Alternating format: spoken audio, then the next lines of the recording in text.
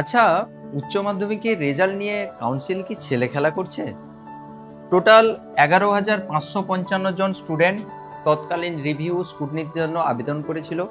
তাদের মধ্যে প্রায় 2689 জন স্টুডেন্টের নাম্বার বেড়েছে। তাদের মধ্যে অনেকের 20 নম্বর বেড়েছে, আবার অনেকের 20 থেকে 30 নম্বর বেড়েছে, কারোর আবার 30-এর থেকেও নাম্বার বেশি বেড়েছে। কাউন্সিল এটাও স্পষ্ট করে বলেনি যে 30-এর থেকে ম্যাক্সিমাম কত নাম্বার বেড়েছে। আচ্ছা, আমার একটা প্রশ্ন রয়েছে, যে ছেলে যে মেয়েটা সারা বছর এত পরিশ্রম করে দায়িত্ব সহকারে পড়াশুনো করলো, ততটা দায়িত্ব সহকারে কাউন্সিল কি তাদের খাতাগুলো চেক করলো, তাদেরকে সঠিক মূল্যায়ন করলো? আর যে স্টুডেন্টের রিভিউ কিংবা স্কুটনির সম্বন্ধে কোনো ধারণা নেই, কিংবা টাকা পয়সার জন্য সে রিভিউ স্কুটনি কোনোটাই করলো না, তাদের খাতার সঠিক মূল্যায়নটা কে করবে, কিভাবে করবে? তাহলে পরোক্ষভাবে কাউন্সিল কি স্টুডেন্টদের বাধ্য করছে যে তোমরা রিভিউ করো, স্কুটনি করো, তাহলেই তোমাদের নাম্বার বাড়ানো হবে, তোমাদের সঠিকভাবে খাতা দেখা হবে, মূল্যায়ন সঠিকভাবে করা হবে? এখন তো মনে হয় যে ছেলে যে মেয়েটা রেজাল্ট বেরোনোর পরে বাড়িতে এসে কান্নাকাটি করে বাবা মাকে বলতো যে আমার খাতা ঠিকঠাক করে দেখা হয়নি, গড়ে নাম্বার দিয়ে দিয়েছে, আমার নাম্বার আরও বাড়তো,